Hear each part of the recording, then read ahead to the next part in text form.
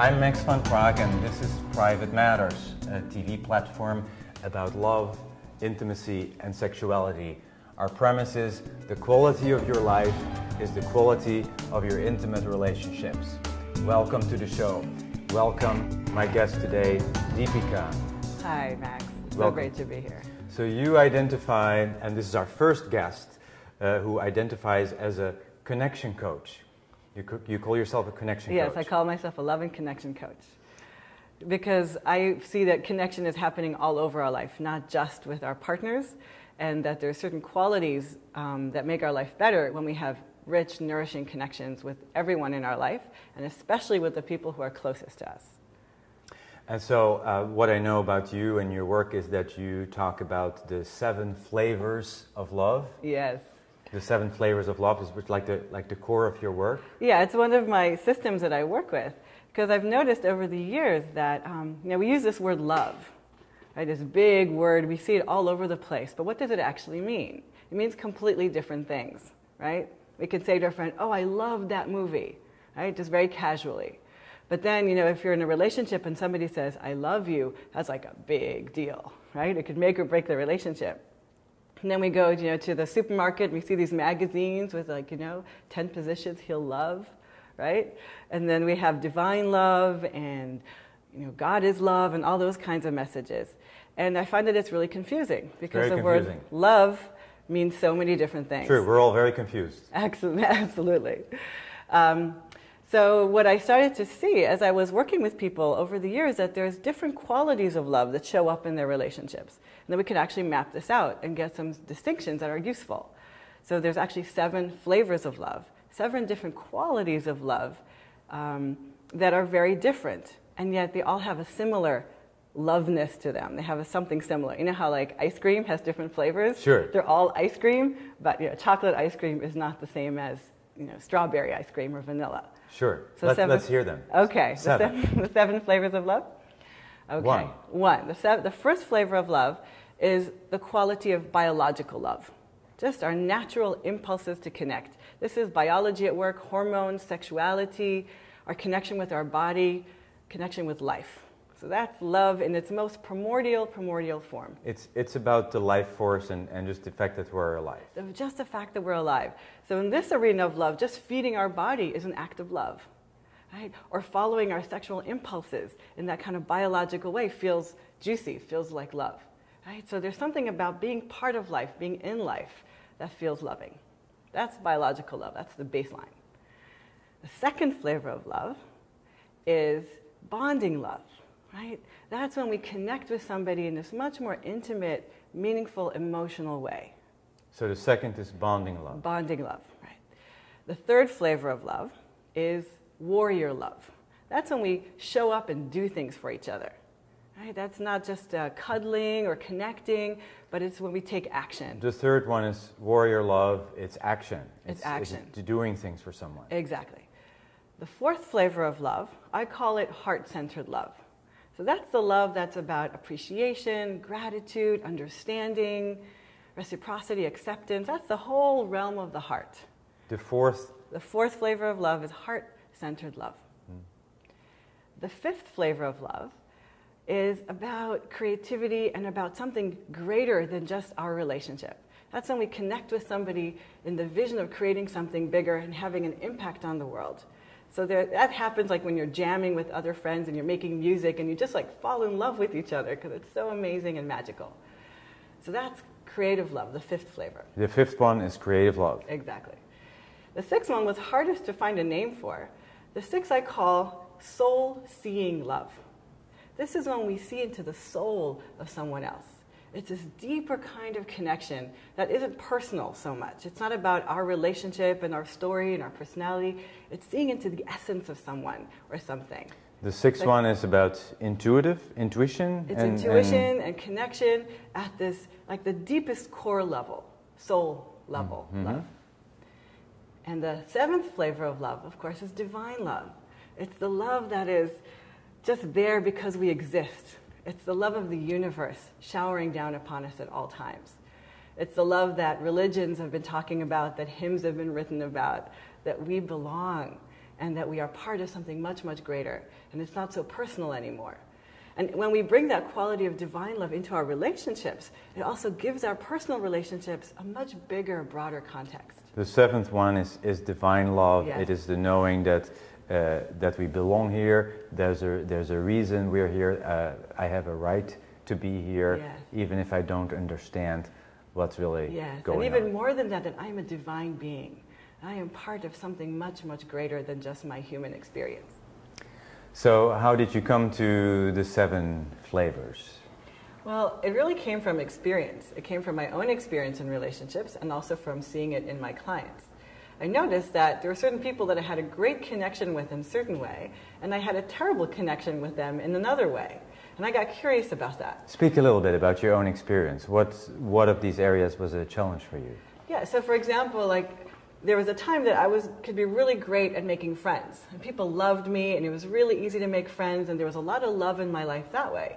But when it came to intimate relationships and sexual relationships with a man and having a real partnership, I was really bad at it.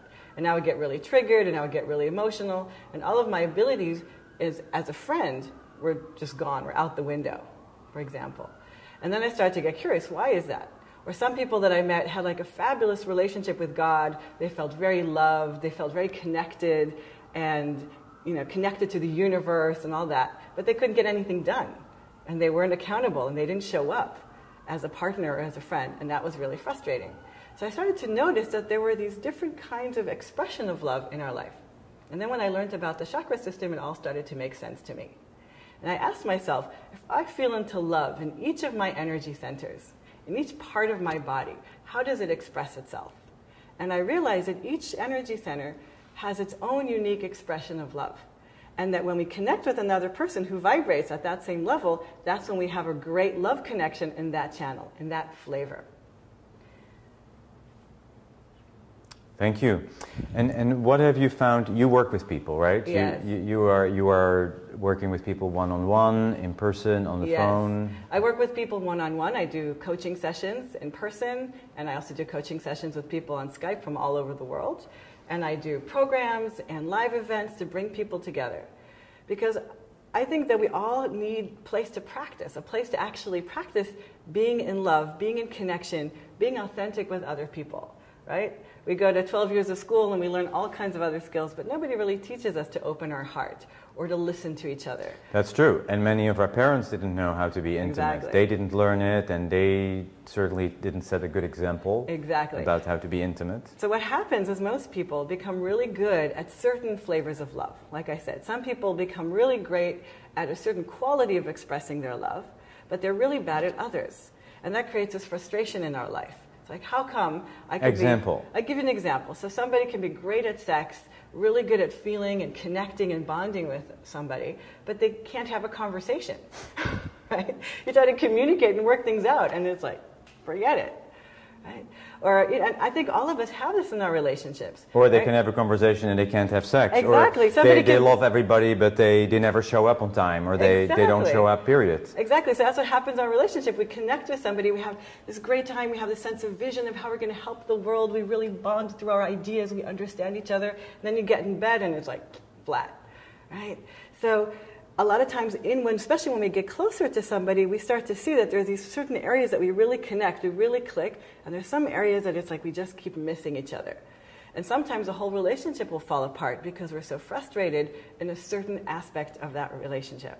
Or we start looking for that fulfillment with somebody else. Yes. Right? We meet other people outside the relationship that, ooh, with this person I can really play, or with this person I have a really strong sensual connection. How come I don't have that with my partner? So when we actually can identify the areas of love that we're good at and the areas of love that we're not so good at, that gives us the capacity to actually start doing some work and learning how to become more capable, more skilled, more proficient in all those different 7 flavors. Very good. So people watching are asking, what should I do? What should I do with this information? Do you have any practical advice? Absolutely. So I was thinking to share with the viewers on the show about 2 of the main places that couples tend to get stuck and tangled. The 2 areas of love that are most significant for intimate relationships are the bonding love, that have to do with sensual connection and feeling like I belong to you and that you belong to me, and that also come up in sex, right, when we feel really connected in that way. And I also wanted to share something about our heart, right, how it feels when there's an interference or a disturbance in our ability to connect with somebody heart to heart. So I thought I would share a couple of practical suggestions please about this. All right. So the first thing around bonding love to understand is that a lot of times we think that bonding needs to stay fixed, right? We're connected, so we're connected forever, right? But it doesn't work that way. The truth is that the bonding love flows like a breath.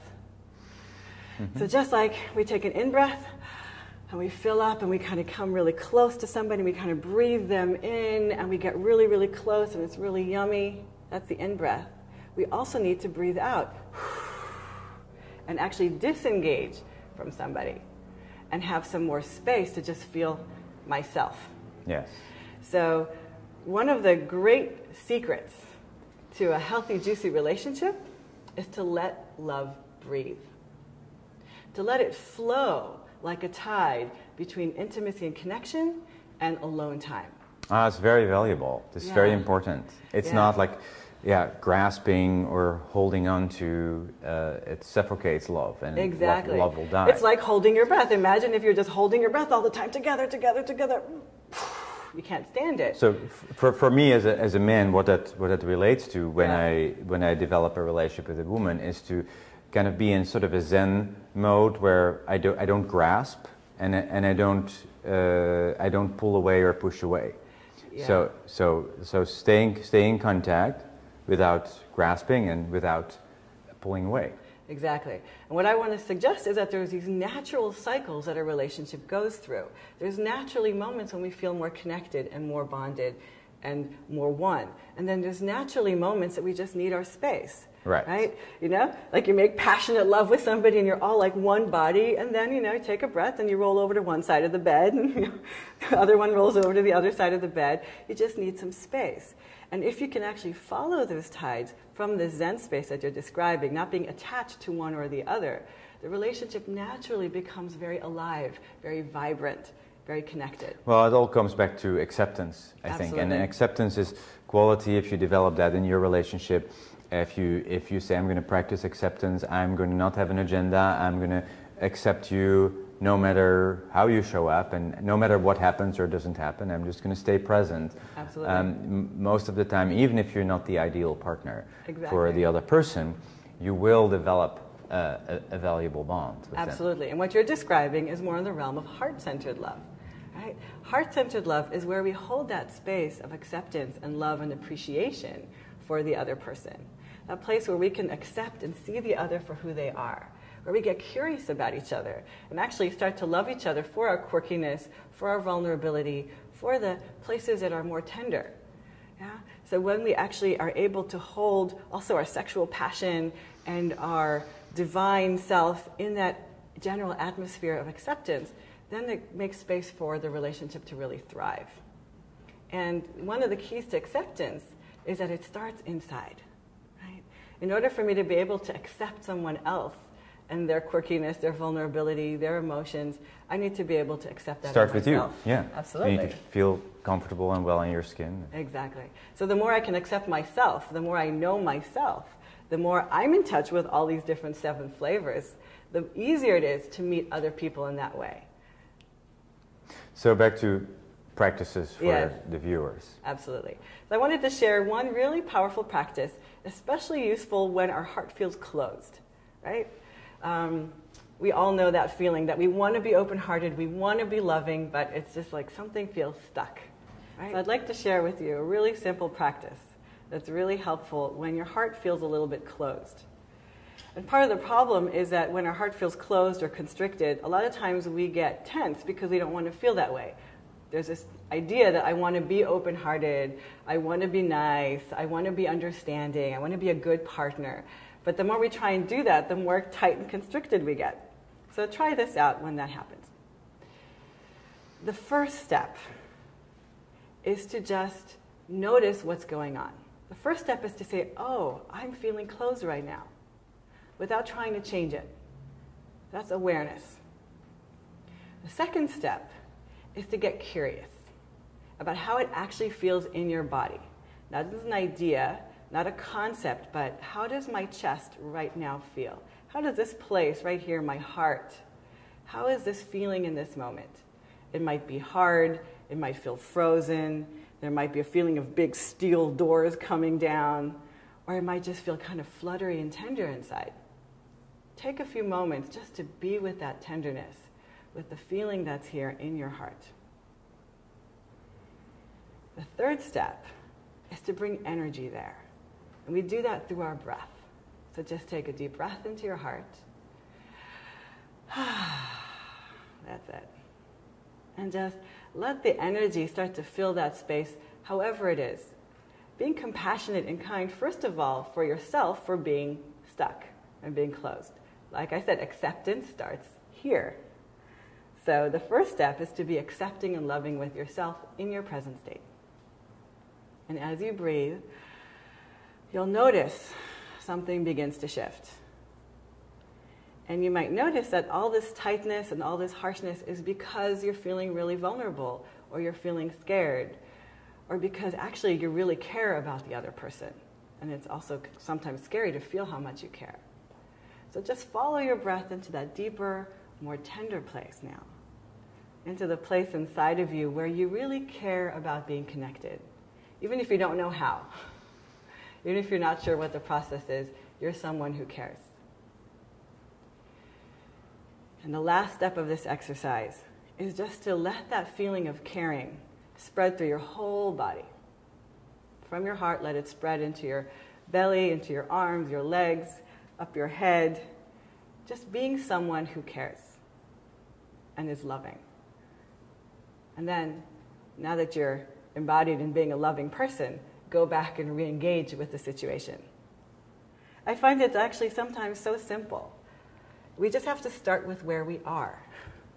Sometimes we have so many ideals about love, how it's supposed to look, how our partner is supposed to be, right? How the planets have to align so that finally love can happen like some kind of thunderbolt from the sky. In fact, if we can just be with our actual experience, love opens naturally, easily. This is an exercise I do with couples, and I also do it with individuals. Because sometimes we just need one person to stop the cycle of reactivity. All it takes is one person to stop and say, hey, what's going on? I want to really take responsibility for myself and open these channels of love. And then the whole dynamic changes. So we don't actually need to even be in partnership in order to be able to cultivate this. Of course, it's great when you can do it with your partner, and that can be a platform for creating even more intimacy. Yeah. So what are some of the issues that people bring to you when you work with couples? So the biggest issue I see with couples is that everybody has their own patterns. Everybody has their own idea of how to express love and how to receive love. And people have an idea of how it's supposed to be, and they keep trying to change the outer circumstances. How it's supposed to look. Yeah. And when people can start taking responsibility for themselves, that already changes. And also to allow things to move and to change and to be much more alive, rather than trying to get things to line up perfectly. Yeah? So if a partner can start to be much more accepting and allowing of the other person, then the whole system frees up. I'll give you some examples. Sure. Would that be helpful? Sure. Some people come in with this mismatch of the different flavors. So one person keeps giving, through the bonding love, and they keep touching and cuddling and nurturing. But the other person, that's not really what they need. They need to be understood. They need to be listened to, right? Or maybe one person has a really profound spiritual practice that's really significant to them, and the other person isn't interested. They're interested in doing things together. Let's go build something. Let's go play. So when there's this mismatch, then there's often a feeling of frustration and not being met. Right. So what I do with couples is that I help them cultivate the flavors of love that they're not so good at, and learn how to play together in all these different 7 What if they're arenas. just really mismatched, if they're not compatible? One of my other guests said that she had a couple where the husband was an opera singer and the wife hates opera. Yeah, that's tough. That's tough. Absolutely. So you can practice whatever you, it may true. not come I together. think it's a great challenge sometimes to know when a relationship is actually an opportunity for us to grow and become more whole, or when the relationship is actually not healthy for us and actually it's keeping us from growing. And then maybe it's better to let it go and find someone who's more compatible.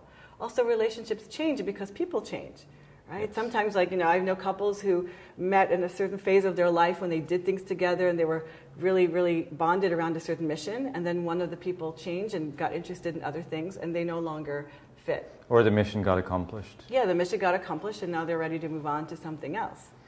And I think that when you could actually understand that relationship is a place for us to grow and become more integrated, then we can actually support each other in that. And if what the support is letting go and saying it's done, then that's also an act of love. As a connection coach, what is your view on polyamory? Well, I think it's really different for different people. Right. I think that there's no one size fits all. And I believe that every couple needs to find the parameters that really work for them.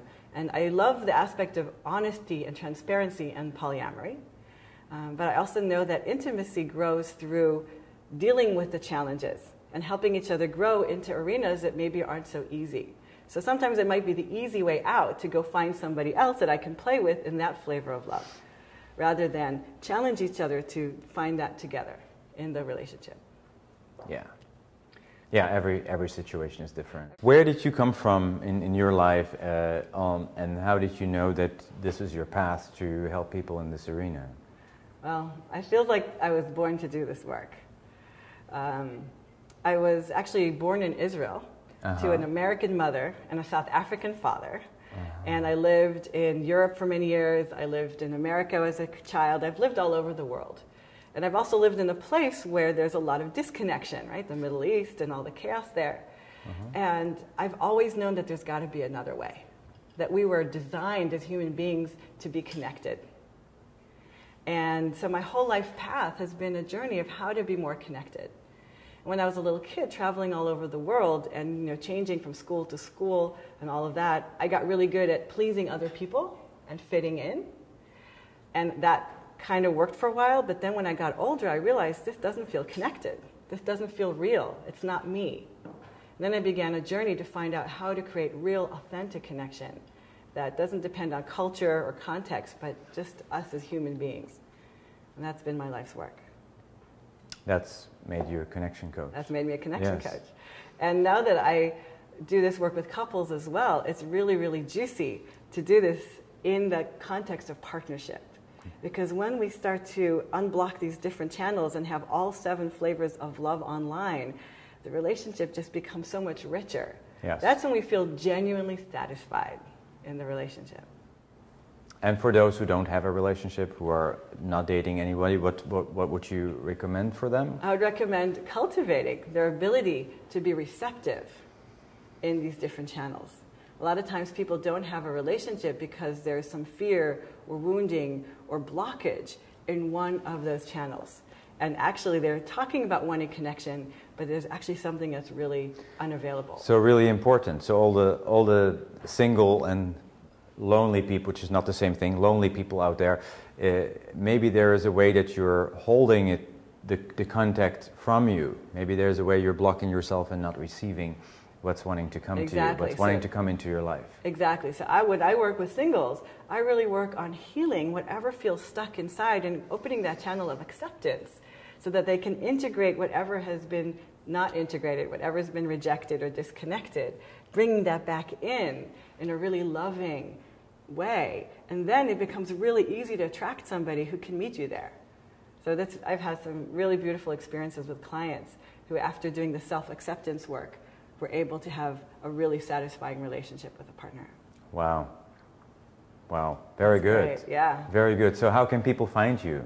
How can people find me? They can find me online at deeperinToLife.com. I love that domain, deeperinToLife.com. Deeper into life, absolutely. Yeah, because that's what I'm about. It's about living life fully, deeply, in all its dimensions, right?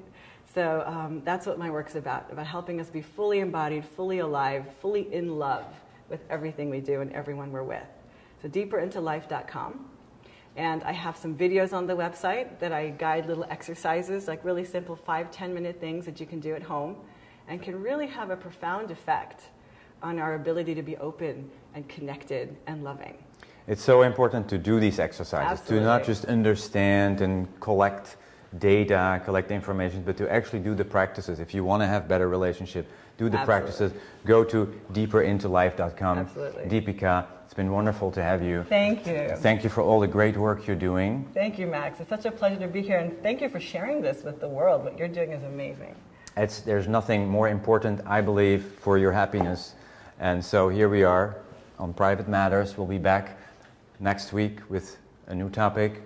Thank you for watching Private Matters, where we explore love, intimacy, and sexuality. See you next time.